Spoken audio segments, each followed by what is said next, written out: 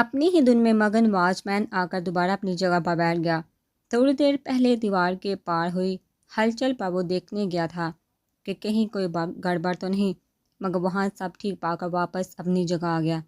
ایک بڑی سانس خارج کر کے دوبارہ نظریں راستے پر ٹکا دی، لیکن سامنے کا منظر دیکھ کر سارے کے سارے ہوش ہوا ہو گئے۔ راستے پر فراز ملک کا بے حال بے ترتیب زخم زدہ وجود زمین بوس تھا۔ مالک نہ چاہ کر بھی وہ چیخ پڑا۔ گھبراہٹ سے ہاتھ پاؤں پھول گئے۔ سمجھ نہیں آیا آگے بڑھ کر فراز کو سنبھالے یا پھر پہلے اندر جا کر یہ خبر گھر والوں کو سنائے۔ فراز کی طرف بڑھتے قدموں کو اچانک اس نے گھر کے اندرونی حصے کی طرف موڑا۔ پہلے یہ خبر گھر والوں کو دینی چاہیے، یہی سوچ کر وہ اندر بھاگا تھا، کیونکہ اگر کیا یا باقی کسی کو یہ پتہ چلتا کہ فراز کا وجود کافی دیر سے یہاں پڑا ہے تو وہ اتنی دیر بعد انہیں یہ خبر سنانے آیا ہے، تو باقی سب سے تو پھر بھی رعایت کی امید کچھ کی جا سکتی تھی، لیکن رقیہ بیگم کو تو بس ایک موقع چاہیے ہوتا ہے۔ Be B G. مالکن تیز بھاگنے اور عمر زیادہ ہونے کے باعث منٹ میں اس کا سانس پھول گیا تھا۔ کیا ہوا ہے جو اس طرح بنا اجازت بے شرموں کی طرح اندر چلا آیا؟ تحت پر بیٹھی رقیہ کو اس کی یہ حرکت ایک آنکھ نہیں بھائی، تبھی بنا آؤتا اس پر چڑھ دوڑی۔ ماں ایک منٹ اس کی بات تو سن لیں۔ رانی نے ماحول کو ٹھنڈا کرنے کی کوشش کی، کیونکہ واس میں نے ایسا کچھ کبھی نہیں کیا تھا۔ وہ ویسے بھی وہ اس قدر گھبرایا تھا کہ ایک پل کے لیے رانی کو تشویش لاحق ہوئی، کہیں کچھ انہونی تو نہیں ہوگی۔ وہ مالکن باہر دروازے پر فراز صاحب پھولے سانس اور ٹوٹے پھوٹے جملوں سے وہ ساری کارروائی ان کے گوشو گزار کرنے کی جدوجہد کرنے لگا۔ کیا ہوا فراز کو؟ فراز کے نام پر رانی کے ساتھ رقیہ بیگم بھی الرٹ ہوگی۔ وہ باہر زخمی حالت میں۔ اس کی بات پوری ہونے سے پہلے ہی رانی نے باہر کی طرف دوڑ لگا دی، جبکہ رقیہ بیگم کی گھٹنوں پر وزن بڑھا کر باہر جانے کے ارادے سے کھڑی ہو گئی۔ فراز کی ایسی حالت دیکھ وہ چلا اٹھی۔ ماتھے پر پریشانی کے ہزاروں بال پڑ گئے۔ فراز یہ کیا ہو گیا؟ رانی نے آگے بڑھ کر فراز کے وجود کو سیدھا کرنے کی کوشش کی۔ اماں ارحم کو فون لگائیے جلدی۔ آنکھوں سے آنسو جاری ہو گئے۔ آخرکار ان کا شک بالکل صحیح نکلا۔ اتنے دنوں سے انہیں کچھ غلط ہونے کا جو احساس ہو رہا تھا وہ بلا وجہ نہیں تھا۔ بلا سوچے سمجھے وہ ان گنڈوں سے بڑھ گیا تھا۔ ویسے بھی جہاں بات میشی کی آتی ہے وہاں اس کی سوچنے کی صلاحیت مفلوج ہو جاتی تھی۔ ان میں سے 3 کو تو اس نے ٹیڑے ہاتھوں لے لیا تھا، چوتھا اسے جگرتا دیکھ کچھ دور کھڑا تھا۔ شاید سوچ رہا تھا کہ جا کر اس انسان سے پنگا لے جس نے اکیلے 3 لوگوں کو سنبھال رکھا ہے، یا پھر یہیں کھڑے ہو کر تماشا دیکھے، مگر ان میں سے 5 پھر بھی اسے باقی 3 سے الجھتا دیکھ گاڑی کی طرف بڑھا۔ لیکن چونکہ چاند گاڑی کے شیشے لا کر کے آیا تھا، اسی لیے اس سے زیادہ فکر نہ تھی۔ وہ ان کی 2-3 ہڈیاں توڑ کر اس ایک کی فرصت سے خاطر داری کرنے کا ارادہ رکھتا تھا۔ کہنے کو تو وہ لوگ گنڈے موالی تھے، ماردار جن کا پیشہ تھا، مگر چاند چونکہ باکسر تھا، جانتا تھا کب کہاں کیسے کون سا وار کرنا ہے۔ کچھ ہی منٹ میں وہ تینوں زمین پر پڑے کرا رہے تھے۔ ان سب کو زمین پر کڑاہتے دیکھ چاند نے کچھ دوری کے فاصلے پر کھڑے اس شخص کو آنکھیں دکھائیں، مگر بولا کچھ نہیں، کیونکہ اس نے ابھی تک چاند سے ہاتھا پائی کرنے کی سنگین غلطی نہ کی تھی۔ تبھی وہ اسے وہیں چھوڑ اس آدمی کی طرف بڑھا جو گاڑی کو چاروں طرف سے لاک دے کر شاید شیشہ توڑنے کے لیے کچھ ڈھونڈ رہا تھا۔ وہ گہرا سانس لے کر اس نے اپنی سانسوں میں اعتدال لانے کی کوشش کی۔ شرٹ سے اندیکھی گرد جاڑی دوبارہ سے مضبوط قدم اٹھاتا، وہ 2 قدموں میں اس کی گدی پر گرفت مضبوط کر چکا تھا۔ گاڑی کھولنی ہے؟ سرد لہجے میں سوال کیا گیا۔ آہستہ آہستہ اس آدمی کی گردن پر بڑھتی گرفت اسے کراہنے پر مجبور کر رہی تھی۔ چھوڑ دو مجھے، ورنہ تمہیں اندازہ بھی نہیں تم کس سے الجھ رہے ہو۔ سورج چہرہ لیے وہ دونوں ہاتھوں سے اپنی گردن پر لمحہ بالمحہ گرفت بڑھاتے چاند کے ہاتھ کو ہٹانے کی کوشش میں لگا تھا۔ اور تمہیں اندازہ ہے کہ اس وقت تمہاری گردن کس کی گرفت میں ہے؟ اس نے گردن پر ہی دباؤ ڈال کر اس آدمی کا روح اپنی طرف موڑا اور بنا کوئی سنبھلنے کا موقع دیے ایک زوردار گونسا اس کے جبڑے پر رسید کیا۔ وہ آدمی لڑکھڑا کر 2 قدم دور ہٹا، تکلیف سے آنکھوں میں شرارے پھوٹنے لگے۔ غصے کی شدت سے واپس پلٹ کر چاند پر وار کرنا چاہا، مگر اس سے پہلے ہی ایک بھٹکتی نظر اپنے باقی ساتھیوں پر پڑی، جن میں سے 3 زمین پر لیٹے قرار رہے تھے اور ایک شاید اس لڑکی کو کسی ہٹ فلم کی طرح انجوائے کر رہا تھا۔ اب وہ اکیلا اس آدمی سے کیسے لڑے گا جس نے اس کے باقی ساتھیوں کو بولتی بند کر دی تھی؟ وہ سوچ میں پڑ گیا جب ایک زوردار لات پیٹ پر پڑنے سے وہ سیدھا سر کے بعد زمین پر گرا۔ پتھریلا روڈ ہونے کے باعث ریڑھ کی ہڈی پر بھی کافی چوٹ آئی چاند نے گھٹنے کے بال بیٹھ کر اس کے جبڑے کو مضبوطی سے جگڑا. بتاؤ تمہیں کس نے بھیجا ہے؟ وہ سخت لہجے میں غرائے مگر سامنے موجود انسان کو ذرا برابر بھی فرق نہ پڑا. بتاؤ ورنہ. گرفت مضبوط کر کے وارننگ دینے کے ساتھ ساتھ دوسرے ہاتھ کا مضبوط مکہ بنا کر اس کی آنکھوں کے سامنے لہرایا. بتاتا ہوں. رومان شاہ کے آدمی ہیں ہم. اس نے بولا تھا اس لڑکی کو اٹھا کر لانا ہے، باقی جو بھی راستے میں اسے ختم کر دینا ہے. رومان شاہ یہ کون ہے اور وہ میری بیوی کو کیوں کڈنیپ کرنا چاہتا ہے؟ اس کے منہ کو چھوڑ کر چاند نے اس کی گردن پر گرفت مضبوط کی. وہ سب مجھے نہیں معلوم، بس اتنا پتہ ہے کسی پراپرٹی کی وجہ سے ان کو یہ لڑکی چاہیے. پراپرٹی؟ اس نے دشمن کا نام اور دشمنی کی اصل وجہ جان کر وہ سچ میں پریشان ہوا. ابھی تک تو اسے یہ لگ رہا تھا کہ مشی کو نقصان پہنچانے کے لیے ان سب آدمی کو عمل نے بھیجا ہے، لیکن یہاں تو کہانی کچھ اور ہی نکلی. سوچوں کے بوڑھے میں الٹتے ہی چاند کی گرفت اس آدمی کی گردن پر ڈیلی پڑ گئی اور یہی موقع اس آدمی کو غنیمت لگا. پھرتی سے اپنے آپ چھڑوا کر وہ تیزی سے لڑکھڑاتا اپنی گاڑی کی طرف بڑھا. اسے گاڑی کی طرف آتا دیکھ باقی سب بھی کوشش کر کے گاڑی میں بیٹھے. ان میں سے زور سے ہی سلامت تھا. اس نے ڈرائیونگ سیٹ سنبھالی اور زن سے گاڑی بگا کر لے گیا. چاند نے بھی ان سب کے پیچھے بھاگنے کی حماقت نہیں کی تھی. فی الوقت مشی ٹھیک تھی، اس کے لیے یہ بہت تھا. مگر اس نے دشمن کے بارے میں وہ پتہ لگا کر رہے گا. یہ وعدہ وہ اسی وقت خود سے کر چکا تھا. نور کو تو روم میں شفٹ کر دیا گیا تھا. ویسے تو ارسل کے لیے ایک ایک لمحہ سالوں کے برابر ہو گیا تھا، مگر مصطفیٰ شاہ نے سبھی کو ایک نظر میں وہیں کھڑے رہنے کا اشارہ کر دیا. کوئی نور سے ملنے کے لیے کتنا بھی بےتاب کیوں نہ ہو، مگر وہ مصطفیٰ شاہ جتنا بے چین نہیں ہو سکتا تھا. اس کے دل پر کیا گزر رہی تھی یہ شاید کوئی نہیں سمجھ سکتا تھا. اس لیے ان سب کو باہر بھیج کر وہ خود نور کے پاس چلایا. سفید پٹیوں میں جگڑا وجود، منہ پر لگا آکسیجن ماسک، ڈرپ سے قطرہ قطرہ ٹپکتا سفید محلول. تکلیف کے بعد چہرہ پیلا پڑ گیا تھا. مصطفیٰ شاہ کے دل کو کسی نے مٹھی میں جکڑ لیا. بنا اس کے چہرے سے نظریں ہٹائے قریب رکھی چیئر کھسکا کا وہ خود اس پر براجمان ہو گیا. کچھ پل اس کے معصوم چہرے پر نظر جمائے رہ گیا. بچپن میں بھی وہ بہت شرارتی تھی. دادا جی سے لے کر گھر کے سارے فردوں کو صبح سے شام تک ستانا اس کا پسندیدہ مشغلہ تھا. اس کی شرارتیں ہی اس قدر معصوم تھے، کسی کا بھی دل بھولے سے بھی اسے ڈانٹنے کا نہیں کرتا تھا.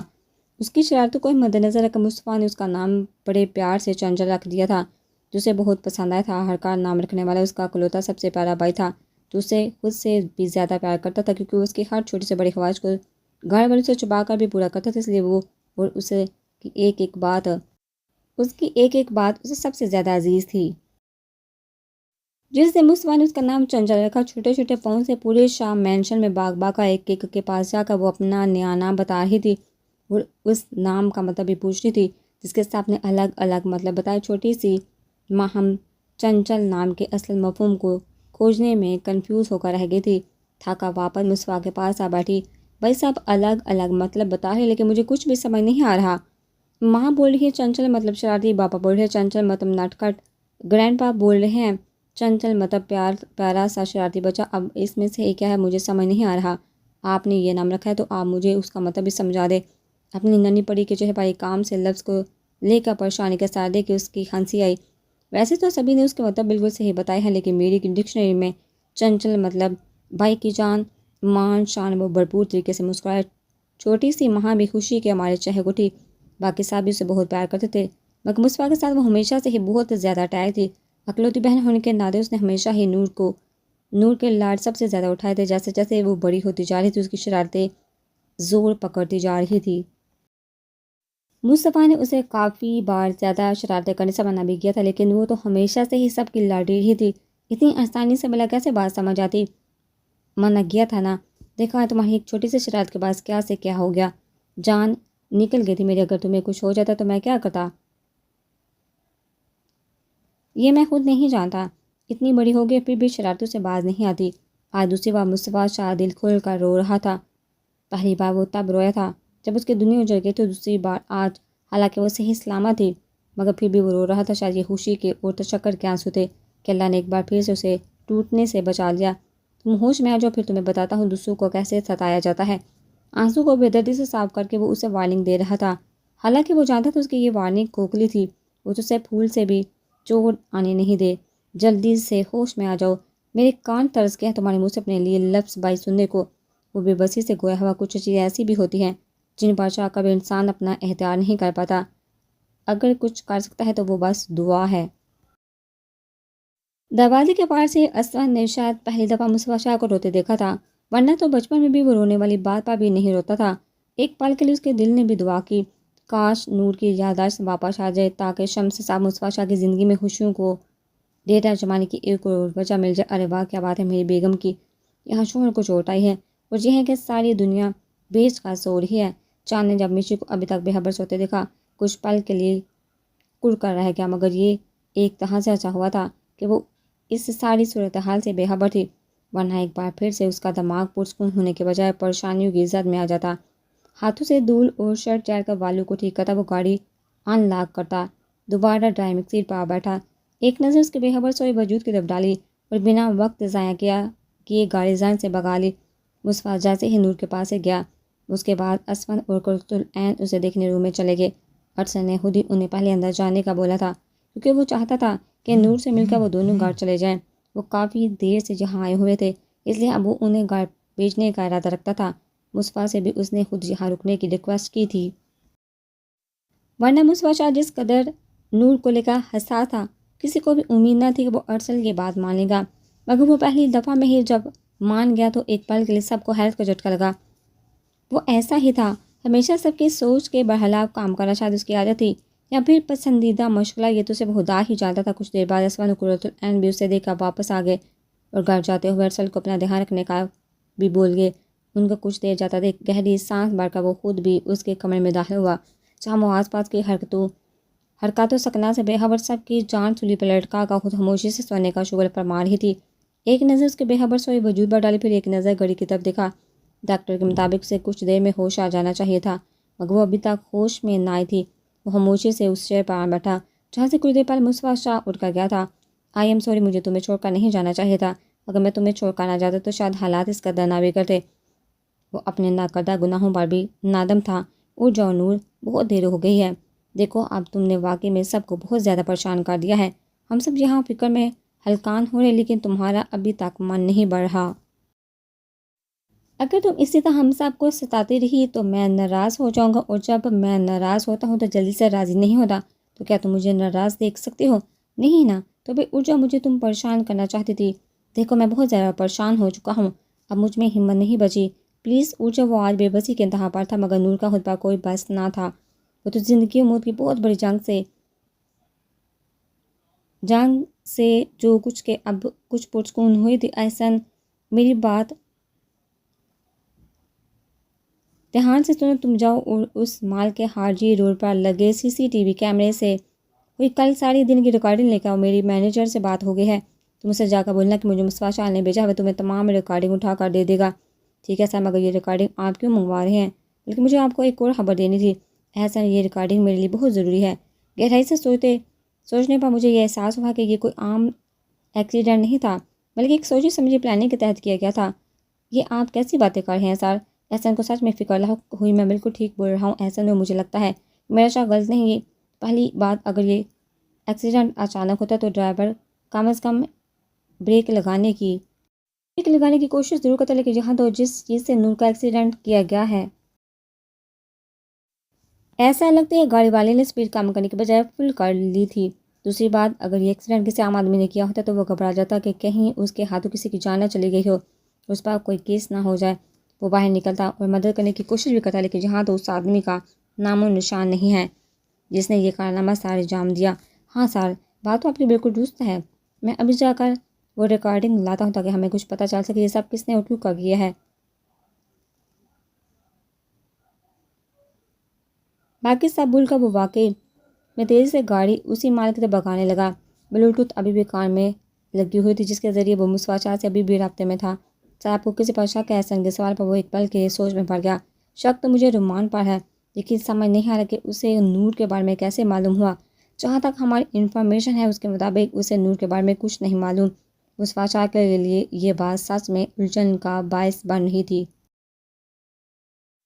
آپ فکر نہ کریں سر، جیسے ہی ہمیں یہ ریکارڈنگ ملے گی اس سے سب کلیئر ہو جائے گا۔ وہ اسے تسلی دیتا گاڑی کی سپیڈ اور بڑھانے لگا۔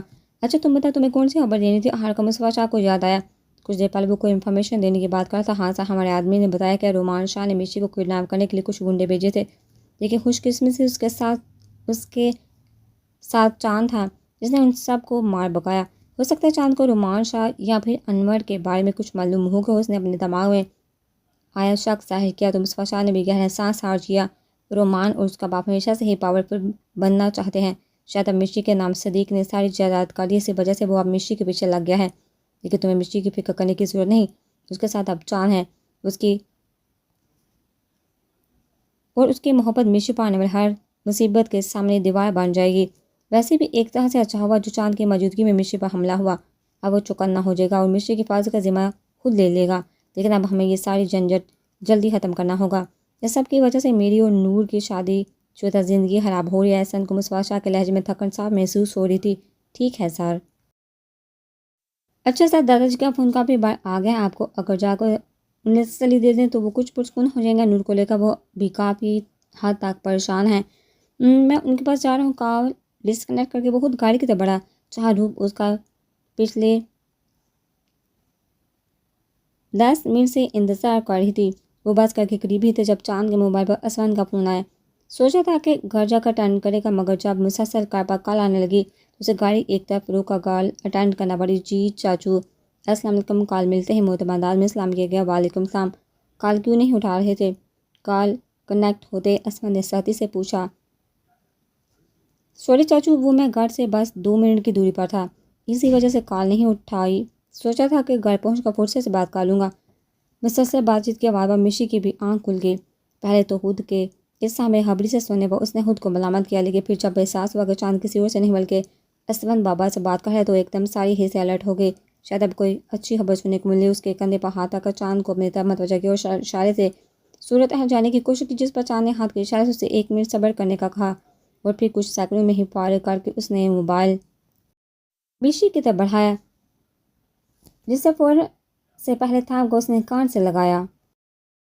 ہیلو بابا۔ ہاں مشی بیٹا، اپنی ماں سے بات کا واسطہ نے اس کی آواز سنتے ہی فون قرۃ العین کو دفایا۔ مشی بیٹا کسی طبیعت؟ اب قرۃ العین نے پہلے اس کا حال احوال جاننا ضروری سمجھا۔ ماما میں بالکل ٹھیک ہوں، آپ بتائیے نور ٹھیک ہے؟ ڈاکٹرز نے کیا بولا؟ وہ اب حد سے باہر ہے نا؟ ہماری بے چینی کہ وہ ایک ہی سانس سے سارے سوال کر گئی۔ قرۃ العین کو اس کا فکر مندانہ انداز دیکھا ہنسی۔ ارے ارے بیٹا آرام سے، اتنا فکر کرنے کی ضرورت نہیں، اب اللہ کے فضل و کرم سے سب کچھ نارمل ہے۔ ڈاکٹر نے بولا ہے کہ اب نور حد سے باہر ہے، کچھ دیر میں اسے ہوش بھی آ جائے گا۔ تمہارے ارسل بھائی نور کے پاس ہی رکے تھے، اب تم بے فکر ہو جاؤ، خوب آرام کر کے فریش ہو جانا۔ قرۃ العین کی دیگی خوشخبری سے اندر تک سرشار کر کے ایک سکون کا سانس لے کر اس نے دل ہی دل میں خدا کا لاکھ لاکھ شکر ادا کیا۔ چند ضروری باتوں کے بعد کال ڈسکنیکٹ ہوئی تو اس نے چاند کو موبائل واپس پکڑا کر دوبارہ پرسکون ہو کر سر پوچھ سے ساتھ ٹکا لیا۔ خدا اب مت سو جانا، گھر قریب ہی ہے، بیڈ روم میں جا کر سو لینا۔ اسے دوبارہ اسی حالت میں آتا دیکھ وہ تب اٹھا۔ اس سارے سفر میں مشی پہلی بار اس کا تپا تپا انداز محسوس کر کے مسکرائی۔